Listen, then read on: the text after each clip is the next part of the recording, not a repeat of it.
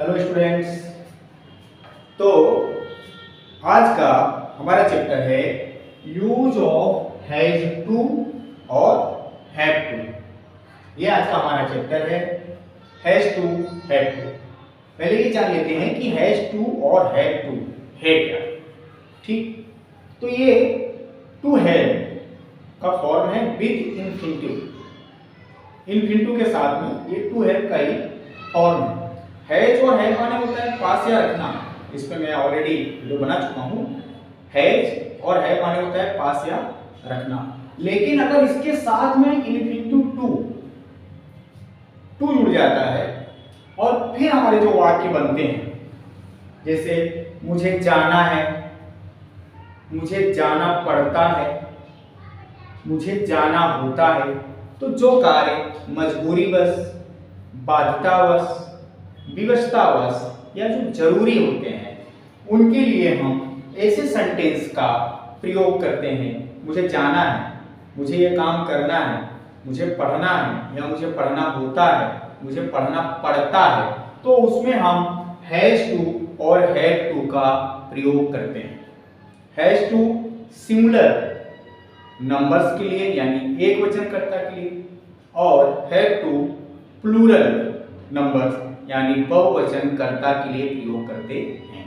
और ये एक बार आप देखिए, आपको अच्छे से समझ में आ जाएगा कि हैज टू और हैव टू क्या है, इसका प्रयोग कैसे करते हैं। प्लस मैं आपको ये भी बता देता हूं कि हैज टू किसके साथ आएगा, बताया है आपको, लिख देता हूं जो है। तो ही, सी, इट और नेम इनके साथ में जो है, या कोई भी एक वचन करता, उनके साथ में जो है आपको हैज टू का प्रयोग करना है। क्लियर? आई, वी और यू या दे या कोई भी बहुवचन कर्ताओं के साथ आपको हैव टू का यूज करना है। क्लियर? एक वचन करता हुआ तो हैज टू, बहुवचन करता हुआ तो हैव टू। ठीक, he, she, it, name has to, I, we, you, they have to. Subject आएगा इसमें, मैंने बताया इन्हीं में से आएंगे या अदर कोई सब्जेक्ट आएंगे। हैज या हैव आपको रखना है अकॉर्डिंग सब्जेक्ट, यानी सब्जेक्ट एक वचन का है कर्ता के अनुसार तो हैज टू, नहीं तो हैव टू, बहुवचन है तो टू भी वन इसमें आएगा, वर्ब की फर्स्ट फॉर्म आएगी। और उसके बाद ऑब्जेक्ट है तो आप ऑब्जेक्ट दीजिए, सेंटेंस में ऑब्जेक्ट नहीं है तो आपको वर्ब तक लिख देना है। मुझे जाना है, मुझे जाना पड़ता है, मुझे जाना होता है, क्या दर्शा रहा है? बाध्यता दर्शा रहा है, विवशता दर्शा रहा है, मजबूरी दर्शा रहा है या आवश्यकता दर्शा रहा है। ये जरूरी, ये जरूरी है, इसको जाना जरूरी होता है, या इसकी मजबूरी हो या इसके लिए जरूरी हो जाना, या इसकी बाध्यता है, विवशता है।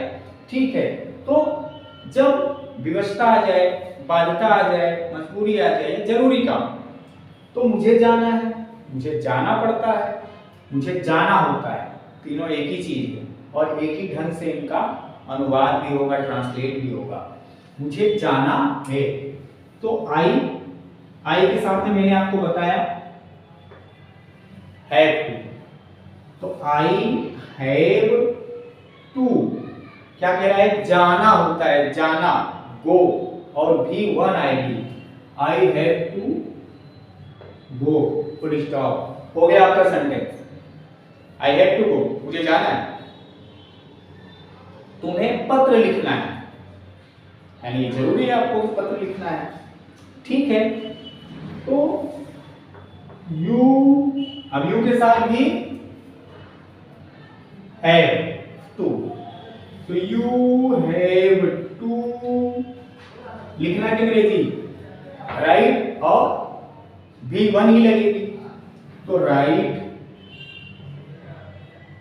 आ लेटर, यहां लिख देते हैं। ठीक, you have to write a letter, तुम्हें पत्र लिखना है। तुम्हें पत्र लिखना पड़ता है, तुम्हें पत्र लिखना होता है। रमेश को पढ़ना है, रमेश एक वचन करता, रमेश के साथ has to read, has to Ramesh के साथ read V1, Ramesh has to read, Ramesh को पढ़ना है। उसे स्कूल जाना है, या उसे स्कूल जाना होता है, या उसे स्कूल जाना पड़ता है। तो ही आप यहां सी भी लगा सकते हैं। Has to go to, has to, तो हैज टू इनटू तो इसके साथ आया ही है, लेकिन जाने का अर्थ में हम टू का प्रयोग करते हैं। ठीक, तो has to go to school.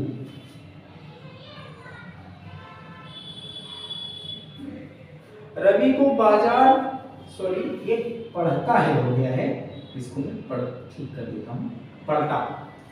Ravi को बाजार जाना पड़ता है, या रवि को बाजार जाना है, या रवि को बाजार जाना होता है।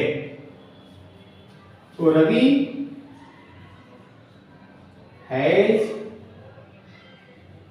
To go to the market, sorry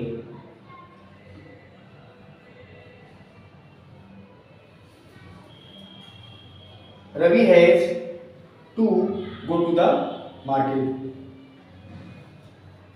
अब आया हमारा, तो ये आपको समझ में आ गया होगा अच्छे से कि अगर सिंगुलर सब्जेक्ट है तो हैज टू लगाइए, प्लूरल सब्जेक्ट है तो है टू लगाइए।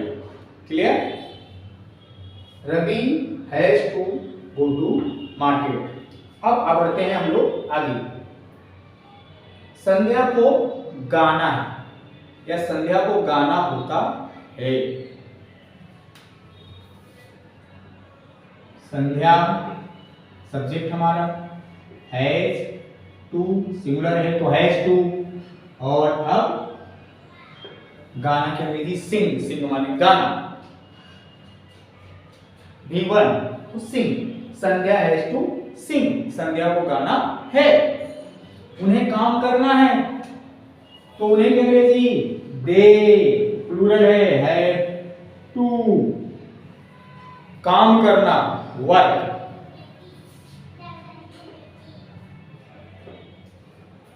प्लूरल था हमारा तो हमने हैव टू लगाया, ऊपर हमारा सब्जेक्ट सिंगुलर था तो हमने हैज टू लगाया।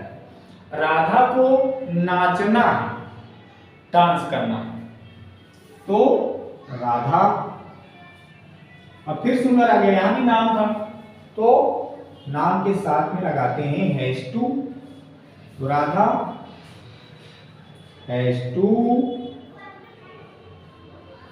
Dance, Radha has to dance, Radha को नाचना है, राधा को नाचना होता है।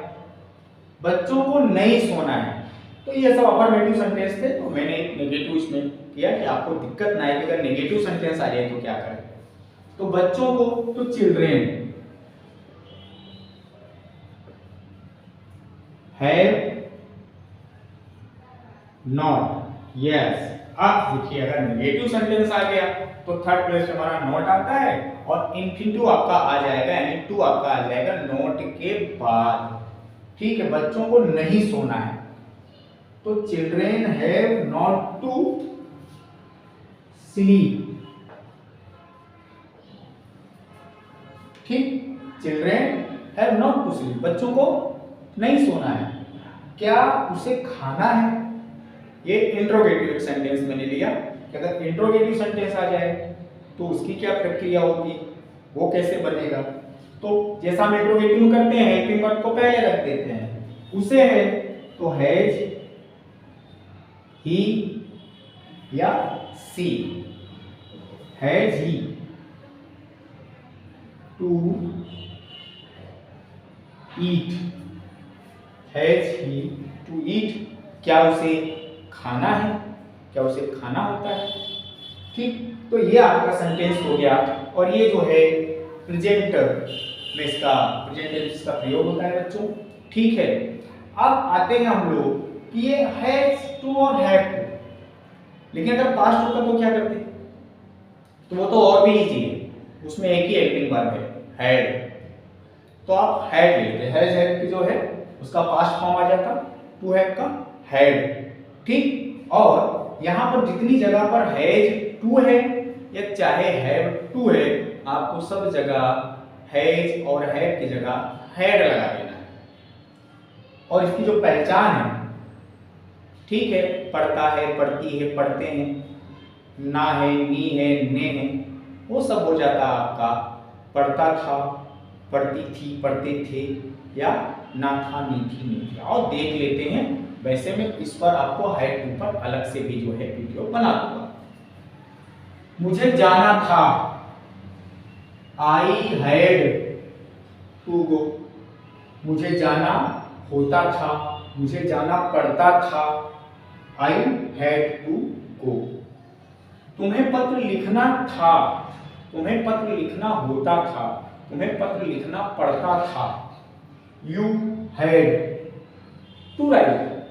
रमेश को पढ़ना था, रमेश हैड टू रीड, उसे स्कूल जाना था, he had to go to school. Ravi को बाजार जाना पड़ता था, Ravi had to go to the market. आपको और कोई चेंजिंग नहीं करनी है, हैज और हैड की जगह पर आपको हैड रख देना है, हैज हैड हटा करके आपको हैड लगा देना है। आपका ये पास्ट फॉर्म बन जाएगा जो है टू हैव का, और ये वाक्य जो है आपके पास्ट में आपको जो है कन्वर्ट हो जाएंगे।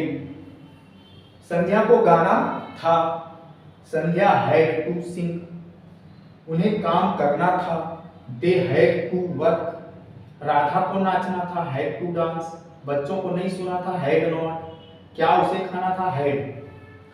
ठीक, तो ये है आप हैज टू और हैड टू का आपको प्रयोग समझ आ गया होगा। और साथ में मैंने आपको हैड भी बता दिया जो है कि ये होता। और अगर फ्यूचर होता तब क्या करते, तो फ्यूचर होता तो विल हैव टू, ठीक, और शैल हैव टू, यहाँ पर जो सब्जेक्ट लगे हुए हैं आई के साथ में आप शैल हैव कर देते, बाकी सबके साथ में आप विल हैव कर देते जो है, और ये आपके सारे सेंटेंस बन जाते हैज और हैव की जगह चेंज करके जो है। ठीक, लेकिन उस पर भी मैं मेरी कोशिश रहेगी कि उस पर भी आपको एक अलग से वीडियो मिल जाए, और हैड टू पर भी आपको एक अलग से जो है मैं बना सकूं। ठीक है, अभी के लिए हैज टू हैव टू आशा करता हूं कि बहुत अच्छे से समझ में आया होगा जो है, और खूब अच्छे से आप प्रिपरेशन कर लीजिए, तैयारी कर लीजिए जो है। कमेंट सेक्शन में बताइए कि आपको वीडियो कैसा लगा, और अच्छा लगा हो तो लाइक एंड सब्सक्राइब जरूर करें। वंदे मातरम।